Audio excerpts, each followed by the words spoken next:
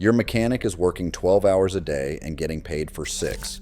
The labor guide controlling his paycheck was written before his diagnostic scan tool existed. While dealership service departments report record gross profit margins, averaging 75% to 85% according to NADA 2024 data, the men in the bays are facing financial precarity, chronic injuries, and an exodus that has hollowed out the master technician tier across American auto repair. Today, we're examining the systemic cycle that prioritizes rapid turnover over career longevity, and revealing why the industry's biggest threat isn't electric vehicles. It's the exploitation of its own human capital, hidden inside a pay structure most customers have never heard of. This is the flat rate trap. 1. The flat rate pay system was developed in the 1930s, standardized industry-wide by the 1960s, and built around a single mechanical premise. An average technician needs a measurable amount of time to complete each repair. That measurement, the flag hour, is what the technician gets paid for, regardless of how long the work actually takes. It worked when vehicles were mechanical. It collapsed when vehicles became computers. The three dominant labor guides, All Data, Motor Information Systems, and Mitchell 1, are still based on time study methodology that predates onboard diagnostics by 30 years. A 1990 brake pad replacement and a 2026 brake pad replacement are listed at roughly the same flag hour time, approximately 1.0 to 1.2 hours, despite the 2026 job requiring scan tool work to release the electronic parking brake, recalibrate ABS sensors, and complete the brake pad reset that didn't exist in 1990. A modern vehicle contains 70 to 100 electronic control modules. A 1990 vehicle contained 1 to 3. The labor guide pretends this difference doesn't exist. The TechForce Foundation 2024 Technician Supply and Demand Report documents a consistent failure to retain master-level technicians since 2018, the same period when ADAS systems became standard on most vehicles. 2. The most insidious feature of flat rate is the gap between billable repair time and the unbillable diagnostic time required to identify what's actually wrong with a modern vehicle.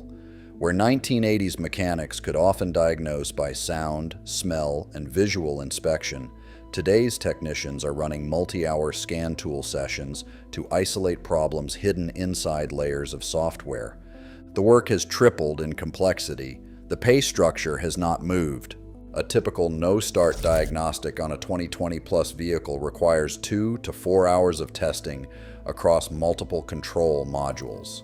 Labor guide payment for the resulting repair is often 0.4 to 1.2 hours.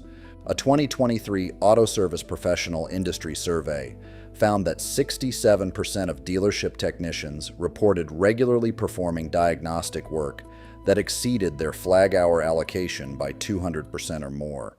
The technician is staring at a scan tool that costs $8,000 to $15,000, often financed through Snap-on or Mac tools at 9 to 22% interest, running proprietary software with annual subscription fees of $1,500 to $3,000, and earning nothing for the time spent using it. Service advisors quote diagnostic fees to customers of $150 to $300. Those fees go to the dealership's labor pool. The diagnosing technician sees only the resulting repair time payment, which is frequently a fraction of the time invested. 3. The dealership bay floor has fundamentally changed since the 1990s.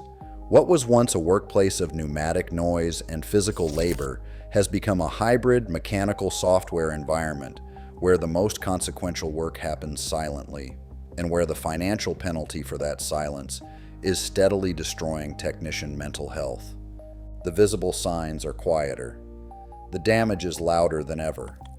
Modern dealership bays are notably quieter than 1990s bays. Air tool usage has dropped significantly because much of the work, programming, calibration, software updates, is computer-based and silent. The stress markers have shifted from physical exhaustion to cognitive overload. The 2024 ASE Workforce Survey documents rising rates of anxiety, sleep disturbance, and what the report describes as diagnostic fatigue among certified technicians.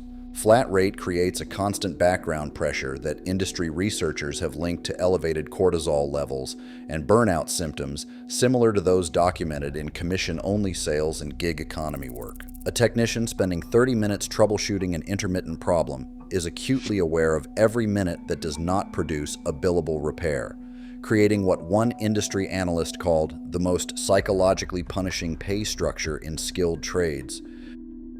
4. The financial precarity of flat rate is structural, not occasional. Slow weeks, caused by warranty backlogs, weather delays, parts shortages, or simple low customer volume, produce paychecks that fall below subsistence level, even for highly skilled technicians. Meanwhile, the fixed costs of being a working technician continue regardless of hours billed. The job requires capital investment. The capital can outpace the income. The average ASE certified technician owns $40,000 to $80,000 in personal tools, required by the employer but owned by the technician personally and not provided by the dealership. Tool truck financing through Snap-on, Mac, and Matco carries interest rates between 9% and 22%, with weekly payments of $200 to $600 deducted from the technician's paycheck before they see it. A technician billing 19 flag hours in a 48-hour work week, common during slow periods, can produce a net paycheck of zero or negative after tool truck deductions, health insurance, taxes, and uniform fees. According to NADA workforce data, the average dealership service department generates $1.2 to $2.4 million in annual gross labor sales, while the average technician in those departments earned $52,000 to $68,000 in 2024, a labor cost of roughly 20 to 30% of gross billed. 5. The multi-point inspection is one of the most consequential pieces of auto service work performed in America, and one of the most financially punished under flat rate. The result is a documented decline in the thoroughness of safety inspections at flat rate dealerships, with safety implications that extend far beyond the bay. When the system punishes thoroughness, thoroughness disappears. A properly executed multi-point inspection covers brakes, tires, suspension, steering, electrical, fluids, belts, hoses, and emissions, typically 30 to 50 checkpoints, depending on manufacturer specification, requiring 35 to 45 minutes when done correctly. Flat rate dealerships typically pay 0.2 flag hours, 12 minutes, for the same inspection. The technician loses 23 minutes of paid time for every thorough check, or saves it by performing what the industry calls a windshield inspection. The items most commonly missed in shortcut inspections include worn brake hydraulic hoses, cracked serpentine belts, leaking coolant systems, failing wheel bearings, suspension bushing wear, and undercarriage corrosion, precisely the items that cause roadside breakdowns and accidents. NHTSA crash data attributes a measurable percentage of catastrophic vehicle failures to undetected wear conditions that proper inspections would have caught. The customer paid for the inspection. They got a glance. The breakdown arrives 6 weeks later. 6. The flat rate system contains a perverse financial incentive that defines the entire crisis. A master diagnostic technician who solves problems quickly and correctly earns less than a parts swapper who guesses slowly and bills more flag hours. This single feature explains the documented collapse in master tech retention at dealerships across the country since 2018. The system pays you less the more you know. An ASE Master Certified Technician with L1 Advanced Engine Performance Certification has typically invested 8 to 15 years and $30,000 to $60,000 in personal certifications, tools, and continuing education beyond an entry-level technician. A skilled diagnostic technician can identify a complex no-start in 60 to 90 minutes. A parts swapping technician may take 4 to 5 hours, replacing 2 to 3 components before stumbling onto the fix. Under flat rate, both earn the same flag hour rate, but the parts swapper bills more hours and out-earns the master by 3 times. TechForce Foundation data projects the U.S. automotive technician workforce will face a shortage of 471,000 plus technicians by 2026, with master-level shortages disproportionately severe. Master technicians leaving dealerships are increasingly opening or joining independent shops, paying hourly rates of $30 to $45 per actual hour worked, translating to higher annual earnings than flat-rate dealership work despite fewer billed hours. What this means: the flat-rate system was a labor management compromise designed for an industry that no longer exists. The vehicles have evolved, the financial structure has not. The result is a quiet workforce crisis, playing out one master technician's resignation at a time, that the automotive industry has yet to publicly acknowledge or systematically address.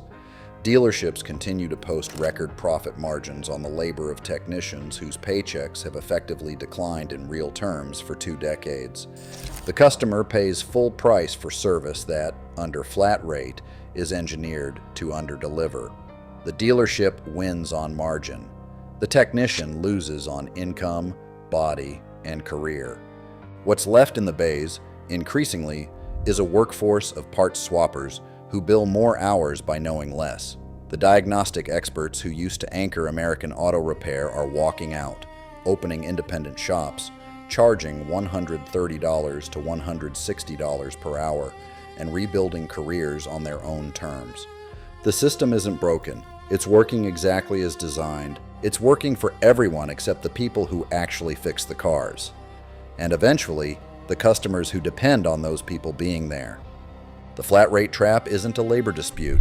It's a slow-motion collapse of the diagnostic capacity of American auto repair, and it's already underway.